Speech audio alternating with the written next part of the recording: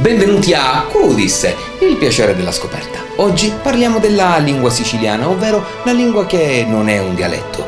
E Cudis è per la prima volta la parola annacare. Non lo sappiamo, ma sappiamo che sin dalla preistoria il mondo animale si distingue da quello vegetale per il suo annacamento, quello che in altri termini viene considerato corteggiamento. E infatti ogni animale corteggia in modo diverso e si annaca in modo diverso. Un pavone apre la coda e si annaca, un leone muove la criniera e si annaca, un uomo apre una Mercedes e si annaca. Che vuol dire annacarsi? Con questo termine si intende un soggetto che si dà delle arie, si crede padrone dei fichi e ondeggia tra la gente muovendole anche come fosse un pinguino con la cravatta. Insomma, s'annaca. Ma chi tiene questo atteggiamento generalmente è quello che viene chiamato pidocchio riuscito e per questo è facile sentire la frase "Oh, ancora ti deve annacare".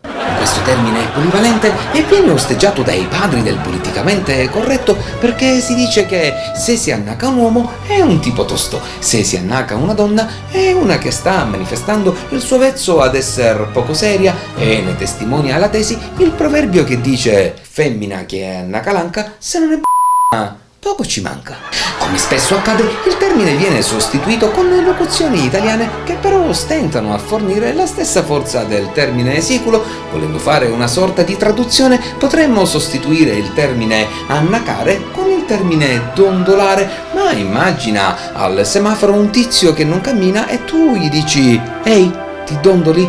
Nessuno mai andrebbe via, ma se invece usi modi siciliani, dai un colpo di clacson e urli «Oh, t'annacchi!» Ecco che immediatamente l'automobilista va via come un Alonso. È importante dire che questa parola può avere anche un altro significato, ovvero quello di sbrigarsi. Per fare capire, possiamo citare anche importanti avvenimenti biblici. Pare che Mosè, fuggendo dall'Egitto e inseguito dall'esercito egiziano, apre le acque del Mar Rosso e dice al popolo «Oh, annacatevi!» E quindi Cudis è per la prima volta la parola annacare. Non lo sappiamo, ma sappiamo che oggi è un sinonimo di twerkare. E anche Mara Maionchi, vedendo twerkare Elettra Lamborghini, pare abbia detto la frase «La canzone è quello che è, ma lei annaca il culo molto bene». Buonanotte e alla prossima puntata di Cudis, il piacere della scuola.